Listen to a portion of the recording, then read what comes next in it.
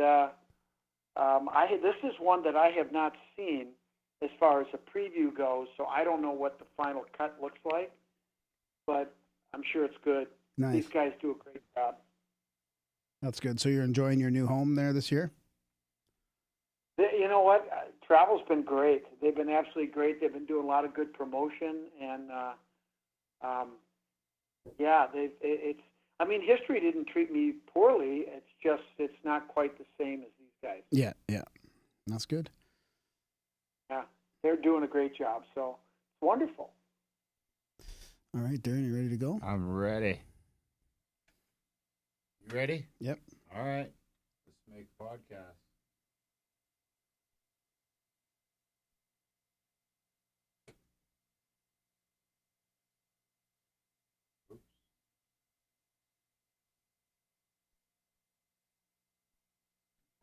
All right, we're excited to have Scott Wolter with us tonight. He's a forensic geologist and an author and the host of America Unearthed, which is back on the air this year on the Travel Channel. So thanks for coming on the show, Scott. How's it going? Well, it's going great, and thank you guys for having me here. I'm looking forward to having a good chat. Yeah, us too. We tried to get you on before your season 4 release on the Travel Channel, but it just didn't happen. So it's good to talk to you now. Anyways, you're still, I guess, halfway through, or I don't know exactly how far you are through, but how's it going there so far this year? Well, it's going great. This is episode 9 of 10 tonight, and I think the episodes have been. Call me biased, but I think they've been really, really good.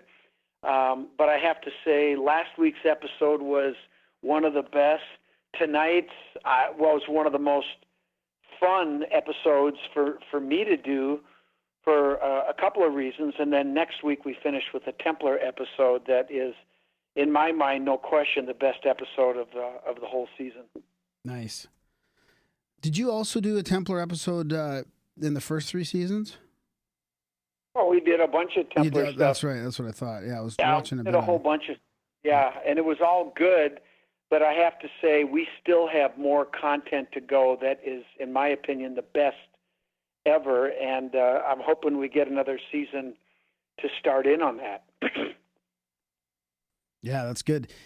It's been interesting following your work because we don't get your new show in Canada, actually. So I had to look up some of your old stuff on YouTube and all that.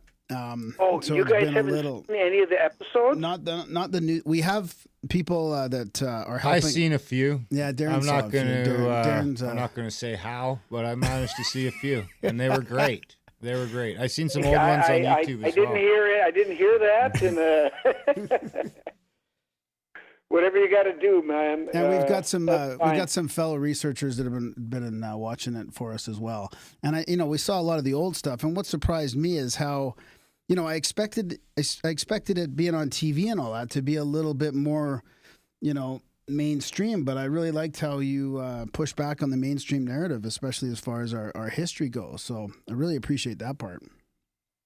Well, I didn't plan things to go the way that's gone. I was just minding my own business, doing my work, and some artifacts came into my life, most specifically the Kensington Runestone, and I never heard of the damn thing. I didn't know anything about it, and I didn't understand or realize that there were paradigms of history that you're not supposed to tread on, and that's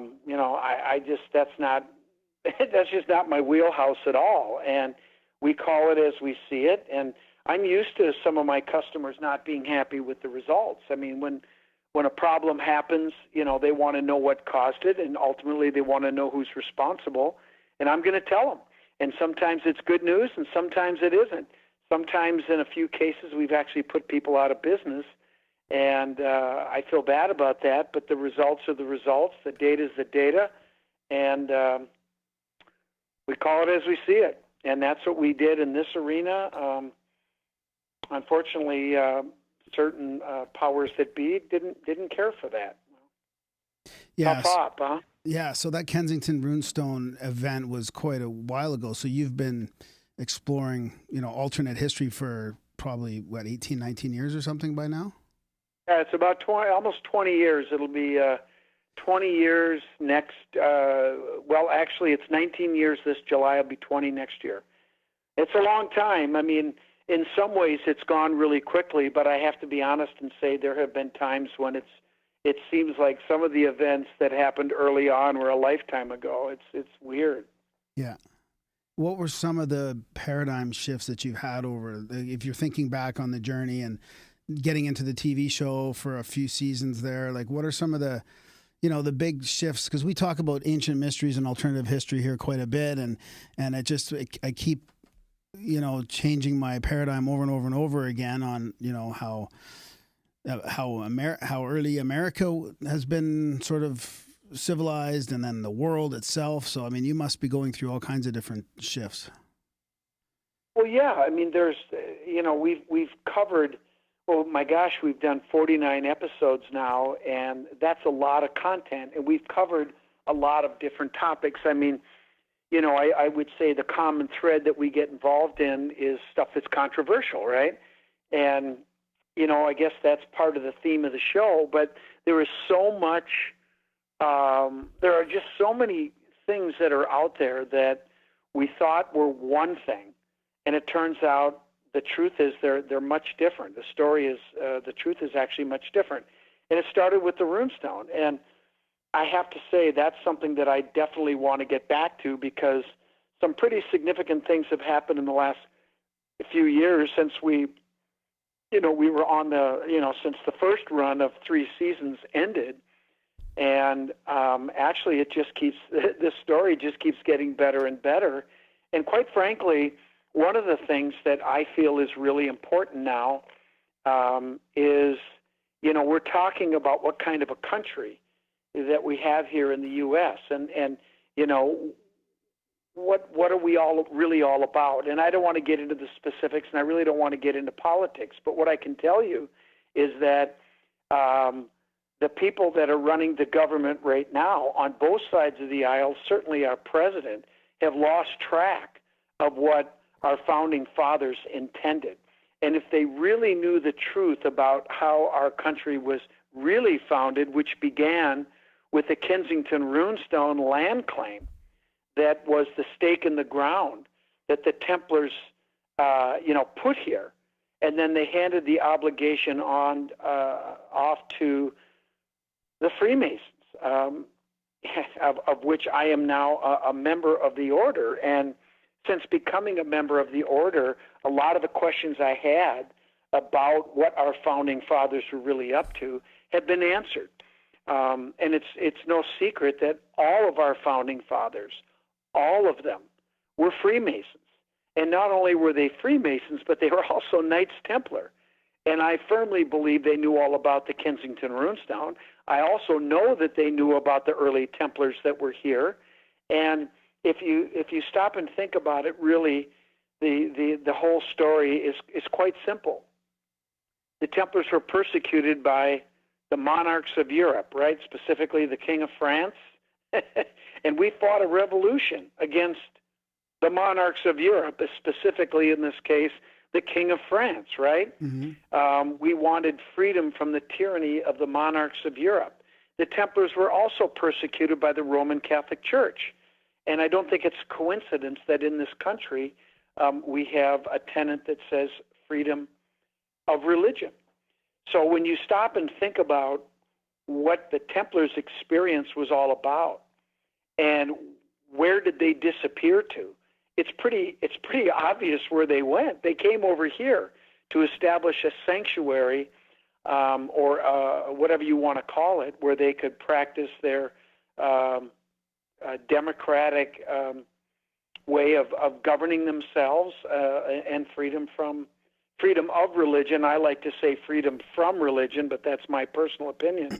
And really, that is the true origin of this country.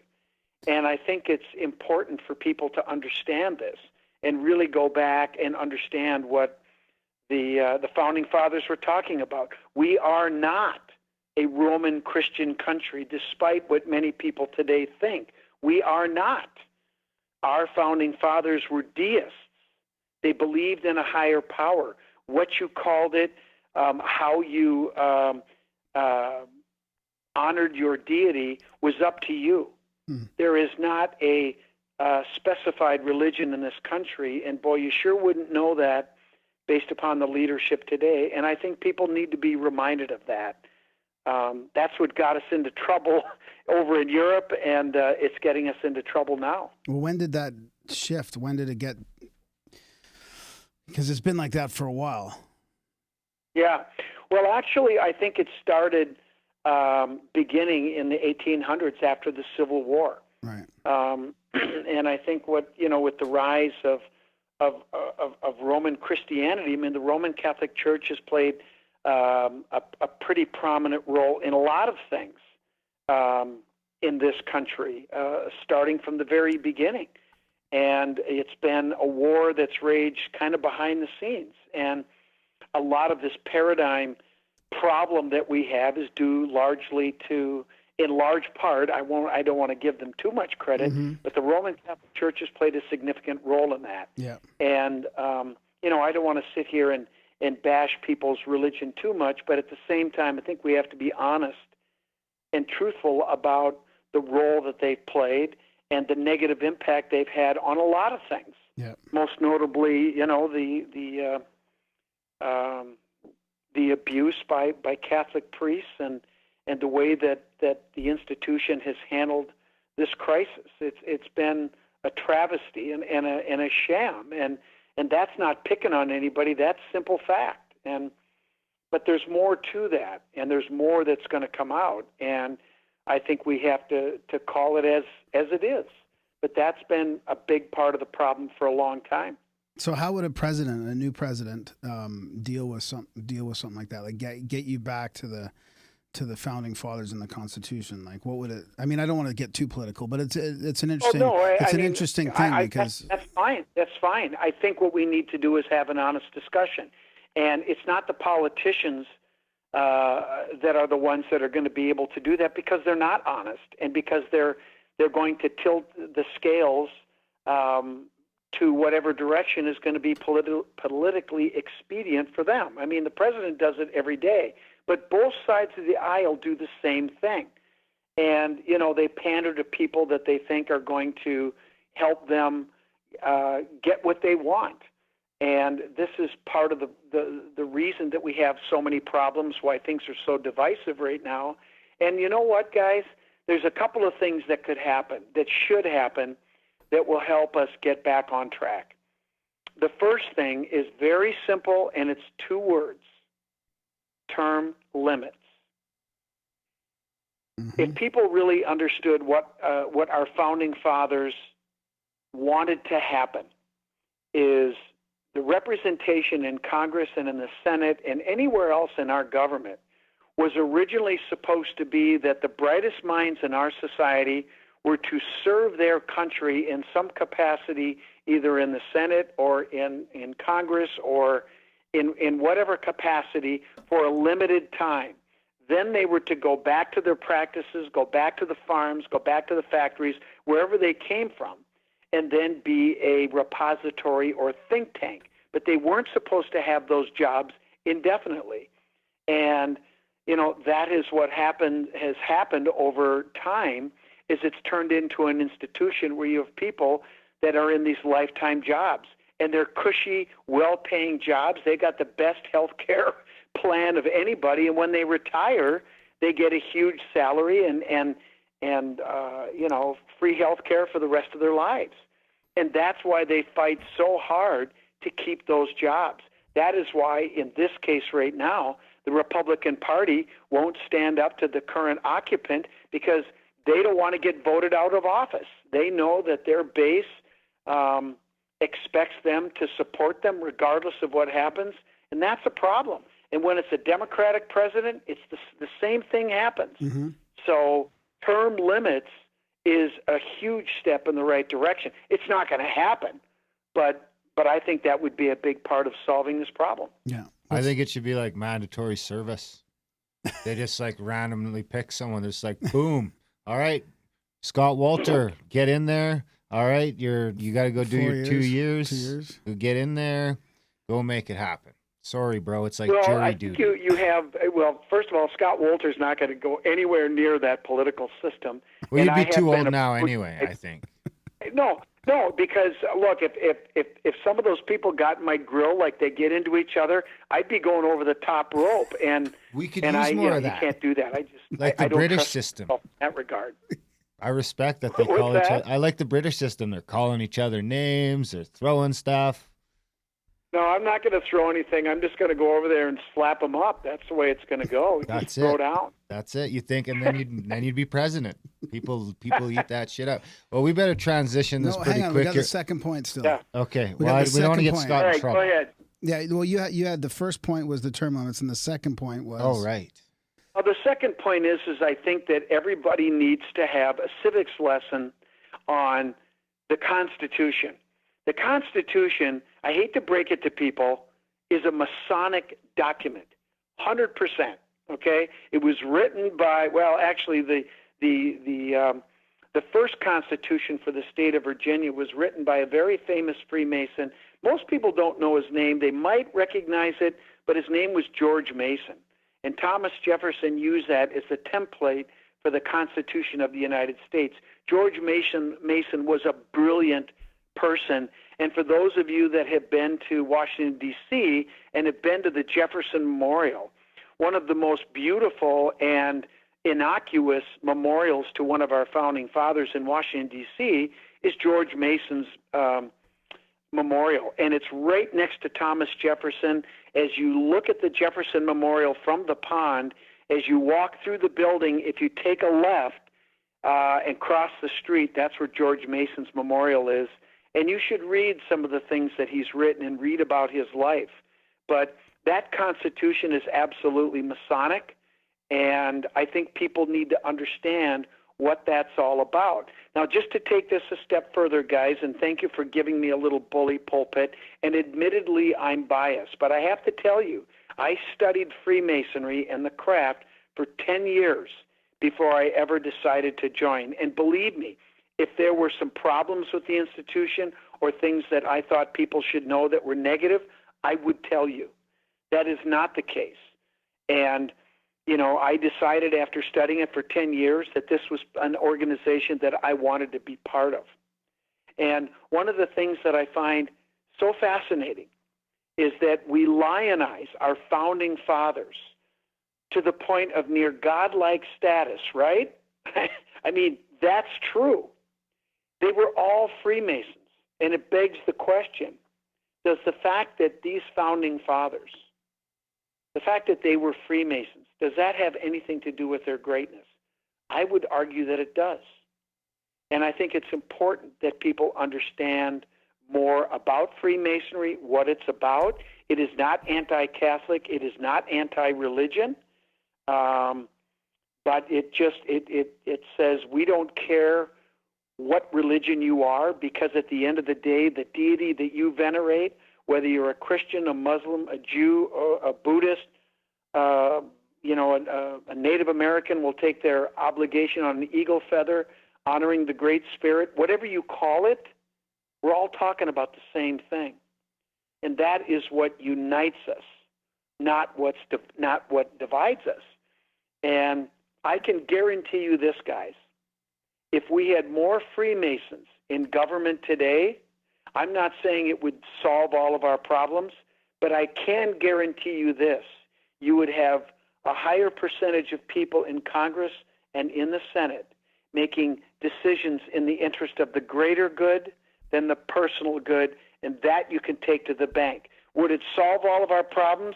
I don't know if it would, but would it make things better? Would we get more done? I'm confident that it would.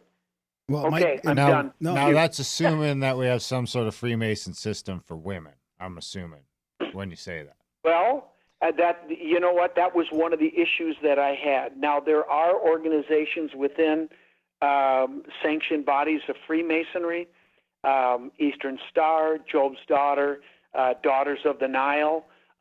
Is it on equal footing as far as involvement in what is done as Freemasonry? No. But I can tell you this, and I'm not violating any of my vows by telling you this. There's nothing that we do within Freemasonry that women can't handle.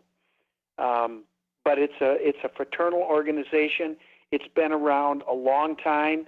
It's been very successful. And, I didn't join the institution to try to change it, although I will tell you that there are other organizations out there that are similar to Freemasonry that do welcome women. And so if somebody wants to dig deep enough, they can find them.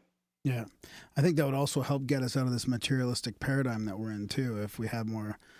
Well, yeah, at the end of the day, I think that's what it's hitting more than anything else. There's the knowledge and everything else, and that's all great, but most of the people aren't going to pick up on that stuff anyway. Most of the Masons aren't seeing all the ancient symbology. Maybe they are. I'm not a Mason. I come from a line of Masons. You guys, I think, make a really good point. In Freemasonry, it's like anything in life. I mean, if you're researching something, you can take it as far as you want. And within Freemasonry, if you want to go through your Blue Lodge, which is the first 3 degrees, Master Mason, Fellow Craft, Entered Apprentice, Fellow Craft, and then Master Mason, that's what we call the Blue Lodge, the first 3 degrees. You can stop there and you can be involved in your lodge and do a whole number of things. You can aspire to be part of the leadership and go through the line. Maybe one day you can be the master of the lodge. That's one route you can go. Some people want to seek additional light. They want to learn more things. So you can pursue York Rite, Scottish Rite, that builds off of the Blue Lodge. So there's all kinds of avenues. You can take it as far as you want. That's up to you. That's the beautiful thing about your Masonic journey is it's totally up to you. And you can take it as far as you want, or if you just want to participate in Blue Lodge and go to meetings when you can, that's good too. It's all good. But I find that a lot of people that join today, especially younger people, want to learn more. Let's face it, human beings have these big questions that we all ask in life, right? Like, what is my purpose? Yeah. Is there a God? And what happens after I die? And for the longest time in history, people would go to, for the most part, religious institutions. Young people today are not doing that. They're looking for other ways to answer those questions. And I see a lot of really smart young people joining the craft, and man, they are taking it to some really great places, and they're doing some really great things. And I'll tell you this, I think young people today, you notice how every generation before talks about how great their generation was and how dumb the kids are today. I don't believe that for a second. In fact, I think the young kids coming up today are smarter than my generation. And we were pretty smart, I think, but the young kids today are so quick and but they're still asking those same questions. And one last thing I just wanted to say about that. You said something that was really important about, it's not all about money. It's not all about fame and fortune, because I can tell you, careful what you wish for, because you might get it. I love being a D-level celebrity. It's great. But the one thing that you will learn in Freemasonry that will be ingrained in you from the very beginning is a very simple concept. Everybody on this planet came into this world with nothing, right? You're going to go out that way too, all of us. And don't ever forget it. And really what's important is what happens in between. The impact that you make on other people's lives, on your family, on your friends, that's really all that matters. You can't take that money with you and that fame with you. So remember, you came with nothing, you're going to go out with nothing. So make a difference while you can. Ultimately, I think that's why you're probably seeing, that's probably why you're seeing this higher caliber of person. You mentioned before that you've noticed that with the Masons. I think it doesn't even need to be the Masons per se. I mean, you probably notice the same thing with people that have successfully finished the AA program or Al-Anon, or people that are just meeting on a weekly or bi-weekly basis and being accountable to people and having real conversations. Well, you know something, I think you're absolutely right. That's why I think it's important for people to be involved. And you know, after we've gone on this rant talking about how bad, you know, the Roman Catholic Church is, it does serve a positive function. And one of those functions is people come together that have like-minded views to talk about things, to share in their faith, and do those positive things. But what I think is important in Freemasonry, and I think is important in life, and here's where I see that organized religion sometimes can get off the track, regardless of what faith you're talking about. And that is, I think it's important that people understand that you don't need a conduit like a priest or a cleric or a rabbi to have a relationship with your deity, whoever or whatever that deity might be. You don't need that person to help you get to that deity, whatever it is. You can have that relationship yourself. And once you know that, all of a sudden the power now is within you, not that other individual who's been given that power that quite frankly doesn't deserve it. Now, if somebody is doing their job right, they're going to help you foster that relationship that you have with deity, not control it and tell you what you need to do to get to that person. That's where the problems start. Does that make sense? Yep. Yeah. Yeah, It does. Cool. Yeah, I think that's, you know, there's a real absence of culture in our culture. You know, it's like disappearing. There's no getting out to do any sort of camaraderie or anything like that, or even have, you know, real conversations like we try and do here. Well, because we're all buried in our phones, and I'm just as guilty as everybody else. But you know, I also make an effort to interact with my friends, with my family, with my brothers at the lodge or at the temple. And you know, the one thing that I'll tell you, you know, and Masonry is just one organization. There are other organizations where, you know, people are part of something where they have other people that they have similar views and common interests. And so when you get together, you're already at a certain level with that person. You don't have to start from the beginning, right? Yeah. And in Freemasonry, everybody has gone through some pretty profound experiences from the get-go. That's why when I travel the world, or I go, you know, even just uptown, and I meet another brother, we know right away that we have both gone through some pretty profound experiences that most people in society have not. So we're already at a higher level right from the get-go. It might even be a handshake and no words have been exchanged. If he gives me the right handshake, I go, "Oh, brother," and automatically, you know, we're at a place where anybody else in the street, I just won't be at. Yeah, that's a good point. It's like fellow Grimerican. Oh, Same thing. We met a bunch of people cult. at a meetup we had for 10 days with Randall Carlson. I mean, that's what it was like, meeting a bunch of people that listen to the show. Randall Carlson. I love Randall. He's a good friend and he's a brilliant guy. Where was that? Pagosa Springs, Colorado. We're actually working on a couple more we're going to announce for 2020. Okay. What am I, chopped liver? Come on. Oh. Well, we just finally met you. So, I mean, if we can get you out, well, I mean, I'd love to get you guys together at some point, 100%. We're going to do a Scab Lance tour next Randall year. In the fall here. There's a Masonic retreat here in Minnesota that we have every year. And guys sign up for it that are into more of the esoteric aspects of Freemasonry. And Randall was there last year, and I think he's going to be there again this year. And it's just fantastic. And different people will give lectures. He gave a lecture. I gave a lecture. And it's just awesome. And other brothers will come from around the world and participate in these retreats. And it's for 3 days, and it's really just awesome. Yeah, Randall and Brad. I think Brad was at that as well last year. We were actually just talking about that yesterday.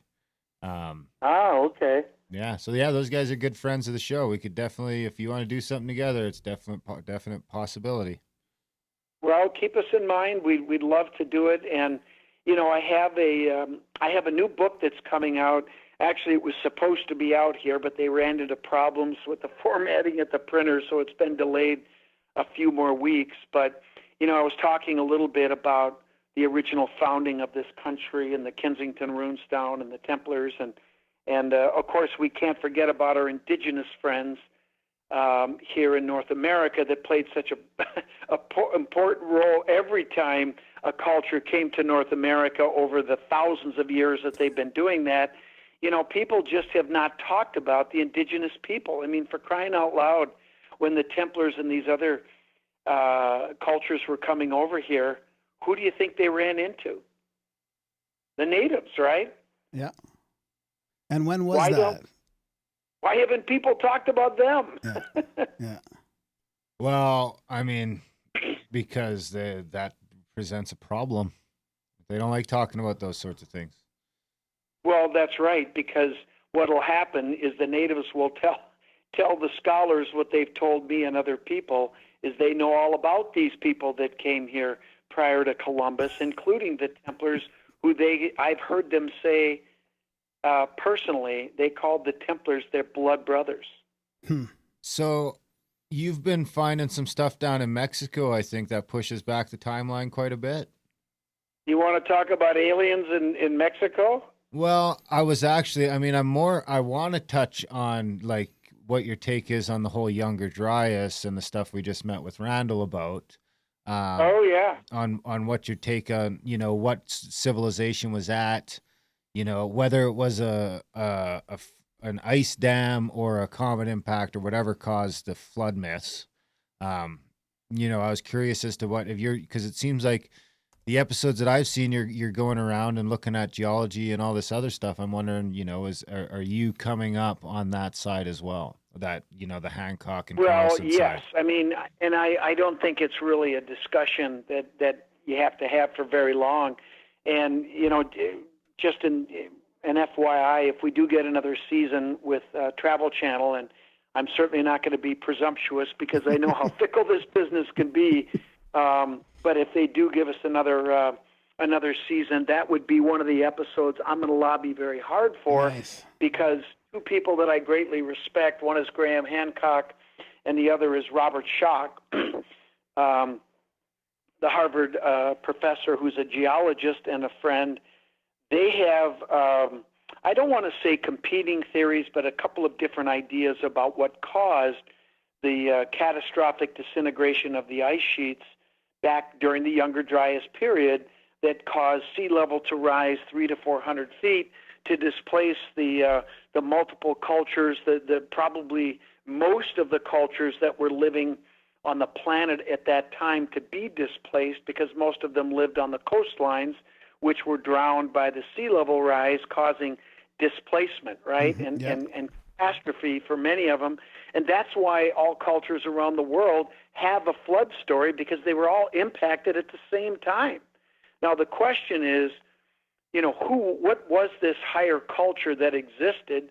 I think that we're now beginning to understand were the ones that created Göbekli Tepe and all the megalithic, many of the megalithic sites we find around the world, the Great Pyramids in Egypt and Mexico and Southeast Asia and South America and all around the world that we're now finding are dating back and are much older than originally thought. And, the two questions are, who was this higher culture that existed prior to the flood, and what caused that massive disintegration of the ice sheets? And there are a couple of competing theories, and one of the things that I suggested to these guys is, why does it have to be one or the other? Yeah. Why couldn't it be both? Yeah. And so I don't necessarily want to get into all the details. I don't think we have time, and I want to wait and investigate it with those two. But I will say this: I think that there was a high culture that existed prior to the flood, the Younger Dryas period, prior to about 12,500 years ago, and I think that we we could be talking about the Atlanteans. Yeah, I agree. Yeah. Well, if you do that episode and you need anyone to carry any gear around, we're up for it. All right. Well, listen, guys, you know what the requirements are. Strong back, weak mind. My mind is pretty strong, but I could smoke myself into a stupor. Especially if we're in Washington. As long as you can just keep moving, man, you'll be good. So where do you want to go from here, Darren? Because there's lots of stuff. Well, I know you want to get into the aliens. Why don't you go ahead? No, I didn't. No, go ahead. No. Oh, you know what? I want to get into the aliens. Let's do it. Right. Let's do it. So did you guys see the second episode that we had? Darren? No. Our friend who's doing research for us on your show did, though. Our buddy Brandon watched. He's in Montana, so he's able to watch the show. So he's been watching them. Oh, okay. And he's just Well, here's what happened. We received a tip that there were some guys that were finding some artifacts down the Veracruz area of Mexico, and they were called the Jack Detectors. And it was 4 guys that were, they're from Mexico, and they were really super nice guys. If they weren't, I wouldn't say anything. They were really good guys, and we got along great. And what they wanted to do is have me come down and look at this site and tell them what I thought it was. And they had some artifacts with them. And so I went out in the field with them to where they said these artifacts were collected. And we looked at the artifacts. I looked at the site. I looked at the carvings that were there. And then I told the guys, I'm not buying it. This stuff is not old. These artifacts did not come from here. One of the artifacts had a cleverly concealed UFO, the letters UFO, carved into the plate in a very clever way. And, I was a little bit concerned about how they would react to my telling them that I thought it was all BS, but they actually handled it extremely well. Wow. Now, that was the first 2/3 of the episode. The last part of the episode, I looked at artifacts from a completely different part of Mexico. Literally over 2,000 miles, well, I'd say about 1,500 miles away. And what we did was the guy, his name is Mark Russell, brought an artifact in, and that he had tested the glue, the adhesive that was used to attach some of the pieces of inlays that were put into this particular piece. And the dates that he got back were over 9,000 years before present. Huh. And I said, well, you know what, dude? I said, that's awesome. But you know what? I'm not buying it until I test it myself. And if this is a legitimate date, we have to be able to replicate it, right? Yeah. So I took my own sample at the start of the episode, and at the end of the episode, I got the results back. I sent that sample to my own lab, and they tested it, and I got the results back. And you know what I got? Alien. 9,000 years BP. Wow. In 200 years of the test result that he got, and I was blown away. That's crazy. Oh, my God. I nearly crapped myself. It was unbelievable. So we had this big twist at the end of the episode where these artifacts that Mark is getting appear to be authentic. Now, I'm not ready to say 100% that they are authentic. There's no question that these artifacts show alien contact with indigenous people, presumably Mayans and other cultures in Mexico, although 9,000 years ago, archaeologists are going to say there were no Mayans. There was some type of a culture there, and what's depicted on these artifacts is not a primitive culture.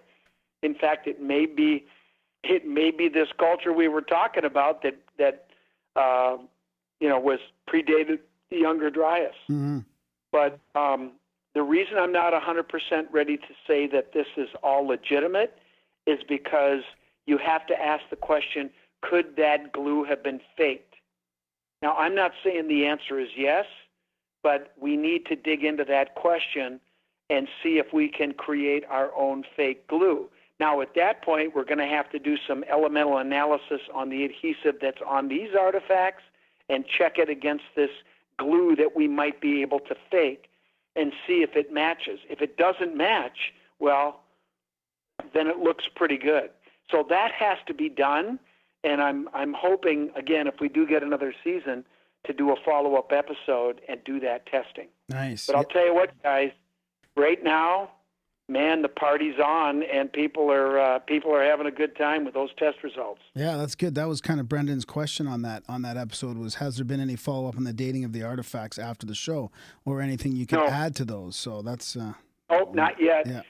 I'm hoping to do it in a follow-up episode because it's going to take some cash, and it's going to take to do it right. And but at some point, I'm going to do it. I'm sure we can get some people to help us do the testing. But I'd like to do it on my show if I can. I mean, this is not a small thing. This opens up. I mean, this opens up a can of worms like you can't believe. Yeah. But to me, it's exciting, and I've never been a big alien guy. It's just never been of interest to me. But I'm interested now. Yeah. Big time.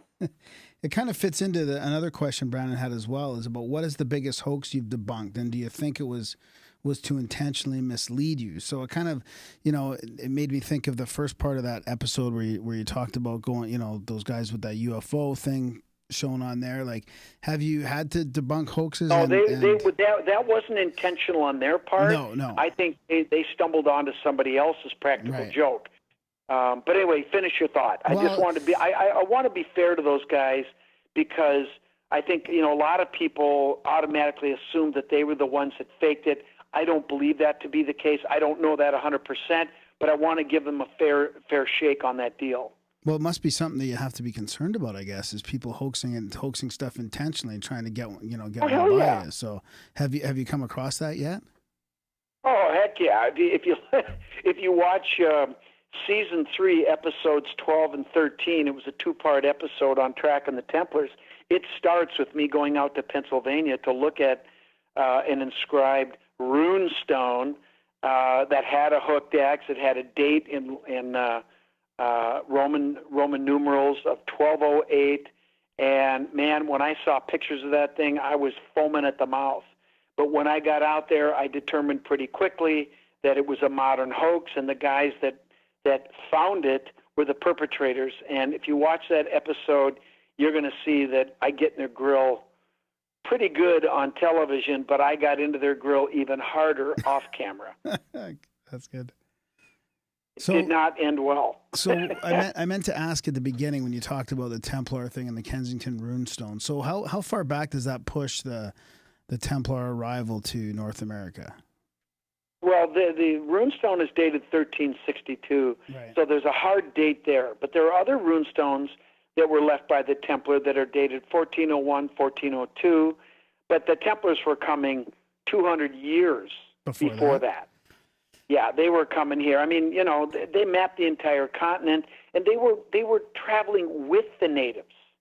They didn't fight their way to Kensington. They traveled with them. Right. They had a relationship that was strong, a strategic alliance, because they shared a common ideology. I hate to break it to the scholars, but the Templar leadership were not Catholic. They pretended to be Catholic. You ever heard that phrase, keep your friends close, your enemies closer? Yeah. Well, there's a reason why the church was so pissed off and burned them, right? Arrested, tortured, and burned them. You burn people because you're pissed. And that's because they realized that they had been duped the whole time. But they were in the process of establishing the sanctuary over here in North America that eventually became the United States of America. And this is the true history of our country. And I think it's important that people in this country know that. They're going to know it when my new book comes out and I start lecturing, because it's a fantastic lecture. And one of the things I'm going to tell them about is what I learned when I became a Freemason, is that most of the Kensington Runestone inscription is allegory. It's not real. Some of it's real, and I will help people understand what parts are real and what are allegory. For example, we were fishing one day. They weren't fishing for fish. I mean, my God, they were doing that every day probably to sustain themselves, right? They're not going to carve that on the stone. The question is, what does that really mean? Well, as a Freemason, one of the things that we are taught is about allegory, code, and symbolism. And once you know the keys to the codes, that's when you can start to understand what the language really means. And this is all through the Bible too, guys. Most of the Bible is not to be taken literally. It's allegorical. But that's another discussion for another day. But it's an amazing story, and when you find out what the runestone is really telling us, it's nothing short of fantastic. It's telling us a bunch of things, and I can't wait to tell people. Let's hear it. No, I'm just kidding. I won't put you on the spot. But unfortunately, I think we're running out of time. Oh, we got 14 minutes, just enough. No, I'm just kidding. Wasn't there a lady down in Mexico back in the 80s or 90s that found some fire pits down there that she was saying were like 50,000 years old, and they ruined her career over it? Yep. And actually, I corresponded with her briefly, but she was ostracized within the academic community because that wasn't an accepted paradigm. And, I mean, it was BS what happened to her. But, I mean, over in China now, I think it was in China, archaeologists found a site that dates back 110,000 years. I mean, look, forget about the paradigms, people. This has been a big part of the problem. The paradigms are designed for manipulation, power, and control. That's what's happening within government right now, right? They're trying to say that this is what our nation is all about, this is what we must do, and people that don't agree with us, they're the enemy. I mean, that's just BS. And the same thing is true in archaeology. They tried to say this is what the history is, and anybody who does anything that steps outside of that is the enemy, and they need to be taken down. And I've experienced it myself. The problem is that they couldn't attack the work I did on the runestone because it was peer-reviewed and it was sound. So they can't attack the work, so they attack me to try to undermine my findings. That's an age-old technique, but that's not going to work either because I'm not going to back down to them. I never have and I never will, and it didn't work. But, I mean, the whole notion of science is supposed to be facts, interpretations, and then conclusions, always knowing that new facts may come in that will dictate a change in what was previously believed. Doesn't it happen all the time? A new study comes out and tells us that wine is good for you, wine is bad for you, coffee's good for you, sugar's bad for you. I mean, all this, it goes back and forth. It's based on new science. One of the problems has always been academics were afraid to change their opinion because they were worried about looking stupid. Well, you know what? If new evidence comes in and demands that you go in a new direction, you go there. It's called science. That's the way it works. But that's not the way that it has worked for people like that scholar you were just talking about. Well, we've crossed over into a weird sort of scientism, I think, in 2019. Well, it happened a few I'm going to use that. I like that. Yeah, it's like where the fucking facts go to the highest bidder, and that's at least on the product safety and food and what medical side of things. And then on the ancient history side of things, it seems to be more of an old guard than anything else. I mean, that's on the non-conspiratorial side. On the conspiratorial side, I mean, it's all fake for a reason. It's all fake. It's by design. Well, and you've got these scholars that are, they criticize people that are not part of the club, right? I don't have the proper letters after my name. I'm a PG. I'm not a PhD. And so, I'm not legitimate, apparently. I mean, it's just crap the way they go about it, and it's so fraudulent. But, I really think that's starting to go away. And I think that a lot of this, this fake news and fake stuff that we're hearing about now is really it's gonna boomerang back. Yeah, it seems to be I imploding already, really do think. Yeah. I think this is sort of the end of all of that crap, and that people can sniff out BS pretty quickly, and there's so much BS flying around right now. It's unbelievable.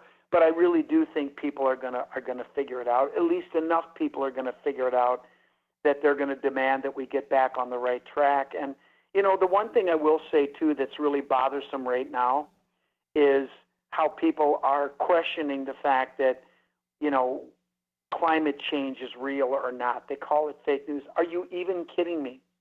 Why are we even taking any chances with our planet? My God, the Earth is our home. Why are we taking any chances at all? Is it for money? Why are we doing that? I just don't get that.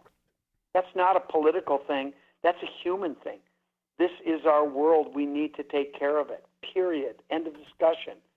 There is no pushback on that, in my opinion. Well, there's a pushback on the way they're doing it. I mean, they should be focusing on some of the tangible problems instead of taxing us for carbon dioxide. I mean, I don't agree with the solution at all. Well, I think it's even bigger than that. I mean, taxing us. I mean, don't even get me started on the taxes. I run a business, and this tax cut, that was just pushed through by the Republicans helped my business. But that money trickled down to the bottom line, and the people that own the stock take the money. It doesn't trickle down to the employees. We already did that back in the 80s and 90s with trickle-down economics. It doesn't work. And all that happens is more money goes to the rich, and they just funnel that money to the politicians that pass the laws that help them make more money. Yeah. So it's a fraudulent system, and, we end up paying for them to figure out creative ways to funnel more. And again, it's on both sides of the aisle. The Republicans have the spotlight right now, but it goes back and forth and back and forth.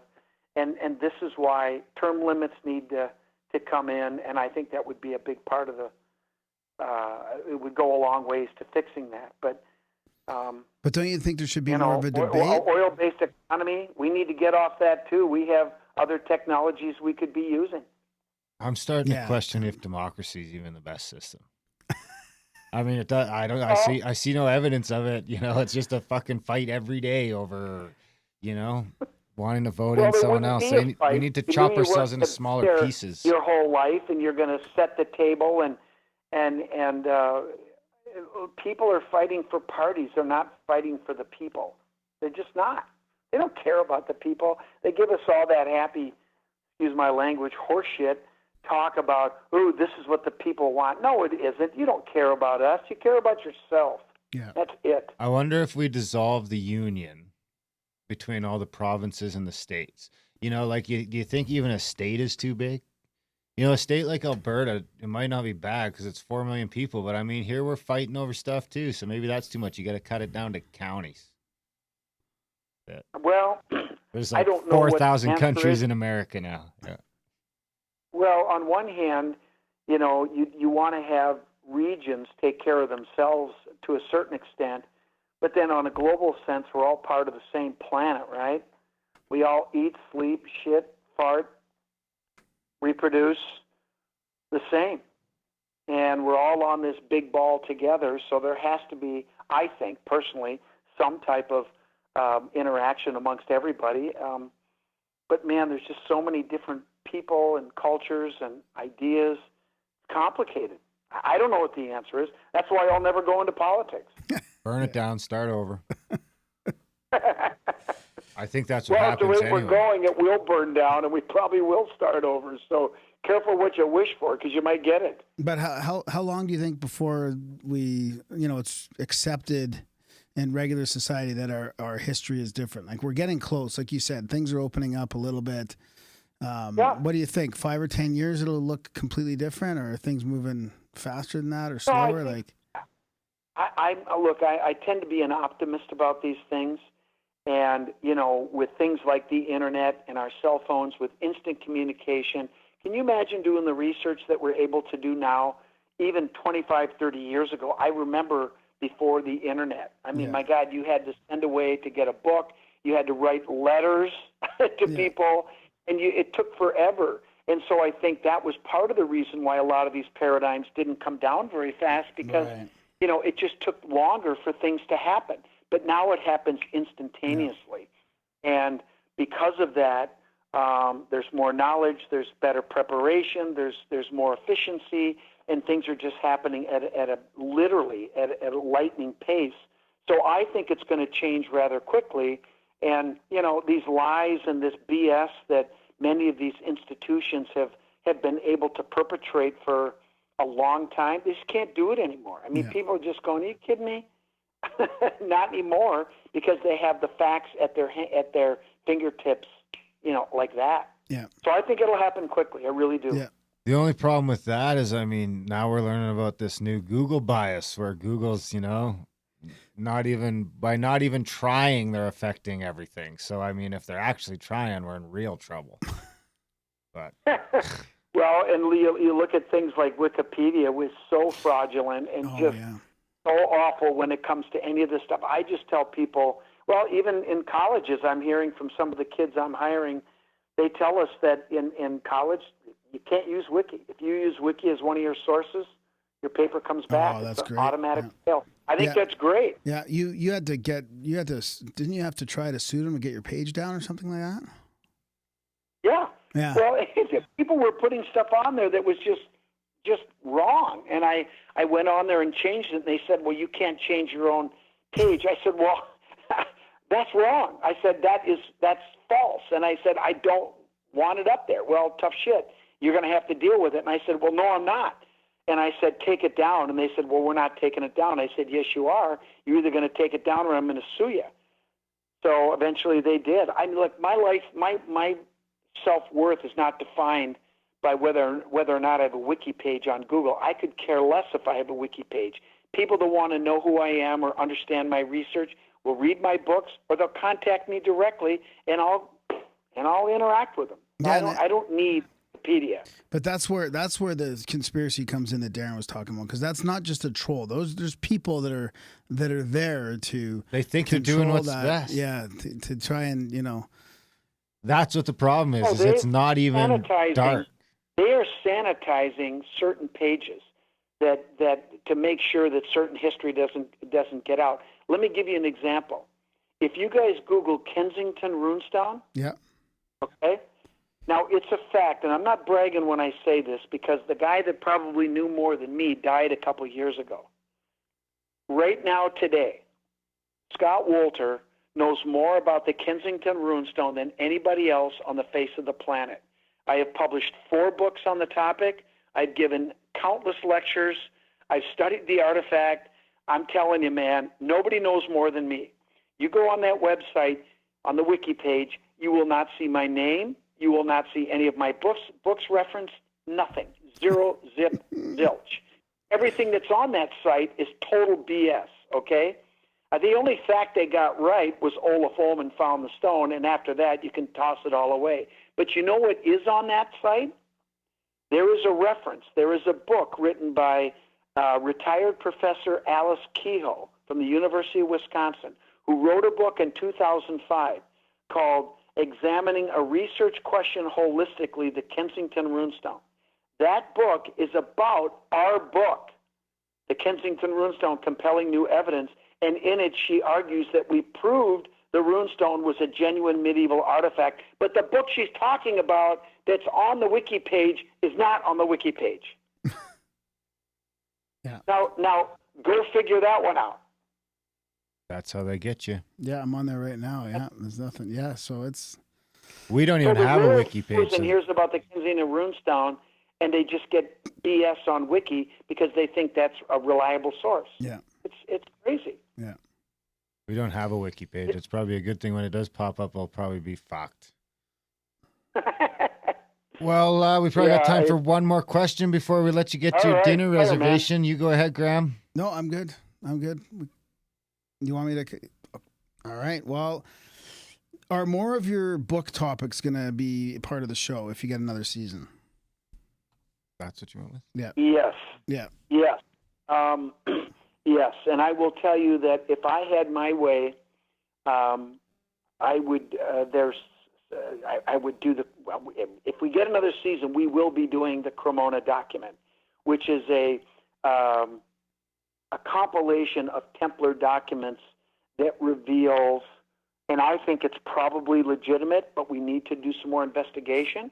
But it is a Templar document that is a compendium of documents. Some of the things it talks about, one is about the Templars digging under the Temple Mount. Mm-hmm. Back in the 12th century, one of the legends is, what did they find? This document tells us exactly what they found. One of the things they found were more documents that talked about additional documents that had been taken over to the land of Onteora. Onteora is North America, where those documents from the 1st century had been hidden. One of the other documents in there talks about a voyage by the Templars in the 12th century to come over here and recover those documents that were brought over here in the 1st century. One of the documents that was hidden here was the marriage document between Yeshua, more commonly known as Jesus, and Mary Magdalene. That's one of the stories I would like to do. Nice. Another one I would like to do is an episode about Leonardo da Vinci, who some people claim created the Shroud of Turin for the Roman Catholic Church in exchange for the church backing off on persecuting the scientists of the 14th and 15th and 16th centuries. Huh. That's interesting. Yeah. Yeah. So if you get that new season, do you feel like you'll have some pretty good creative control over it? Like, do you have that feeling now with this season too? Well, yes. I mean, let's face it, I have control over what comes out of my own mouth, right? So that's one way I can control things. But, we work together very closely with the production company, Committee Films, who does really a fantastic job.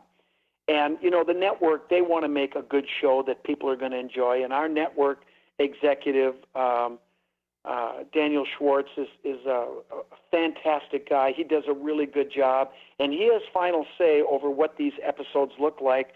And I have to say, seriously, I'm very pleased.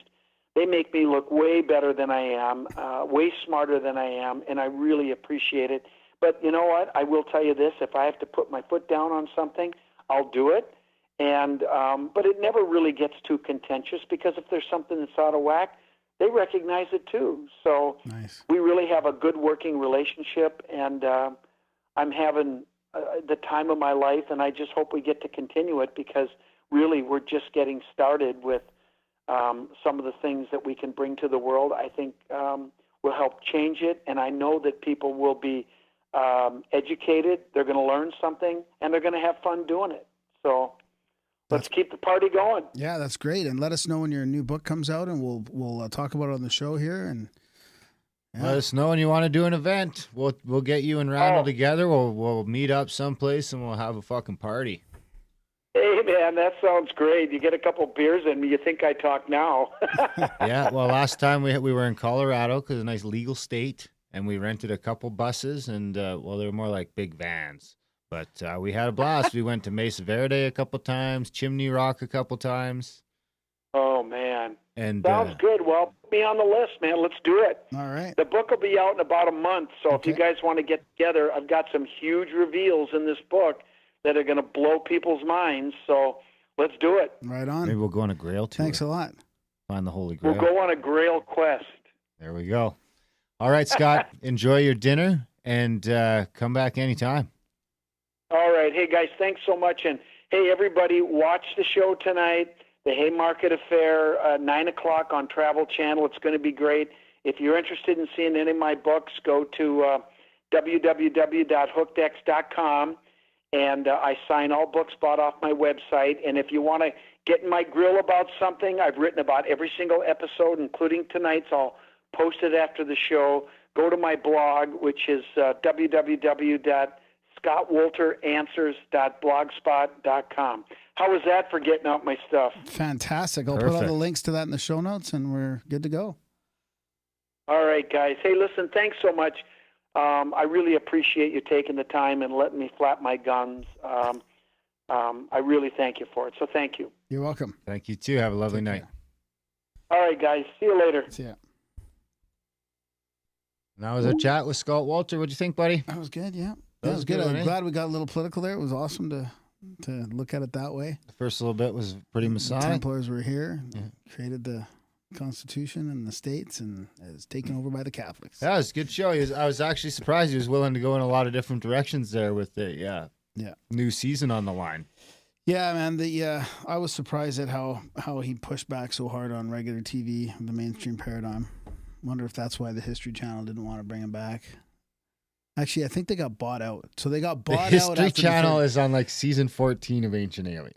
So. No, it's H2 was. Oh, but anyways, they got bought out and they didn't bring him back. So interesting.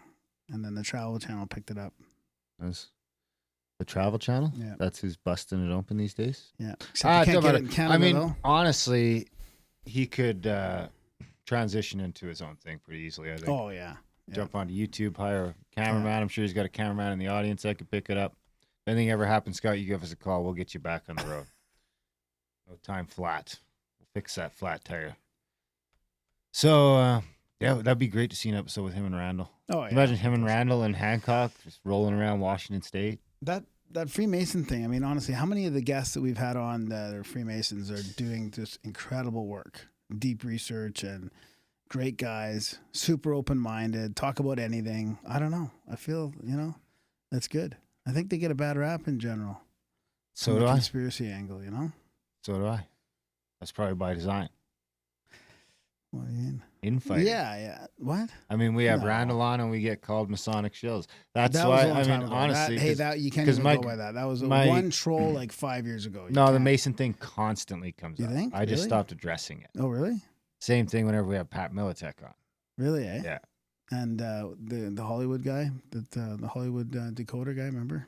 Symbolism, Robert Sullivan, the fourth? No one noticed that. No, eh? He comes on to talk about Masonry, so I think that's like some more leeway there. It's when people throw in the Mason thing, so someone thinks they're coming to hear about ancient histories, someone mentions Masons, and they're just fucking triggered. Wow. And that's it. I was actually going to make the comment that when he started talking about some of that stuff, I could just hear the keyboards typing.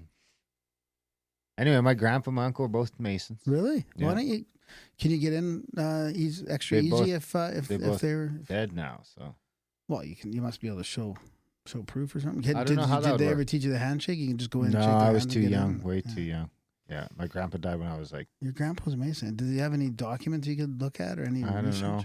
That's the problem. His grandma's died now too, so I don't have access to that stuff. I was thinking about the other day. Is like if I could have anyone on 13 questions, it'd probably be my grandpa, because it's just like never had the chance. Yeah. You said your dad. Yeah. But what can you do? Yeah. You can't go back, unfortunately. But my uncle and my grandpa were both Masons. Yeah. And I've thought about it, but I was just like, it's bad for the show. Jeez, people find out I'm a Mason. I just saw Adam's text pop through. His grandpa was a Mason too. Wanted people. To join. If I was a Mason, that'd be it. Because didn't we hear that our limited credibility would be out the window? Because we have some friends that have just joined up as well, and didn't they say that they're sort of hurting for younger talent?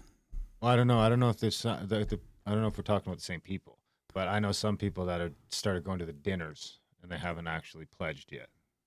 At dinners? Yeah, apparently there's an open dinner every month you can just go to, say hello, and you get a free meal.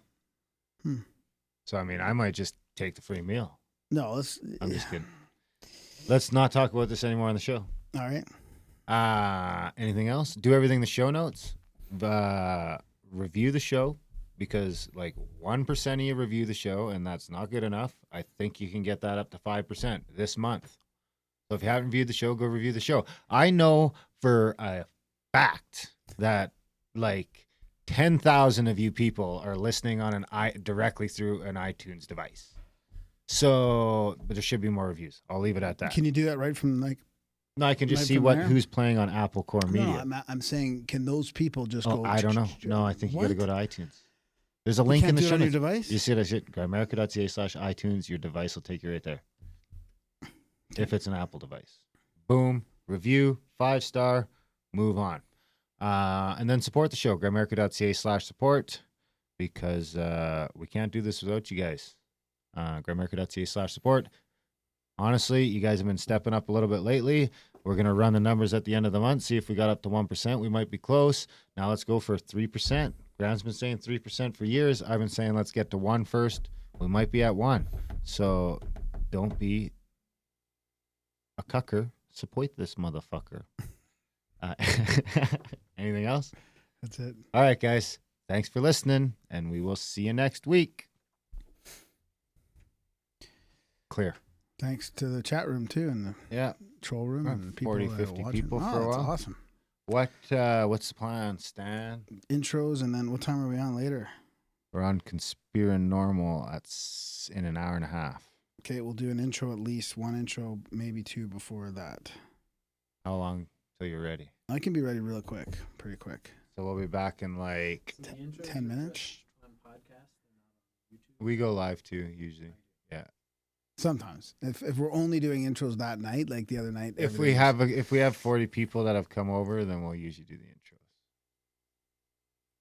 So we'll be back at what, 6 with an intro then in 8 minutes or more. 6:15. 6:05, 6:08. We'll be back at 6:15. We'll be back in 30 minutes. Less. Oh 20. My God. We'll be back in 25 minutes. 20 minutes.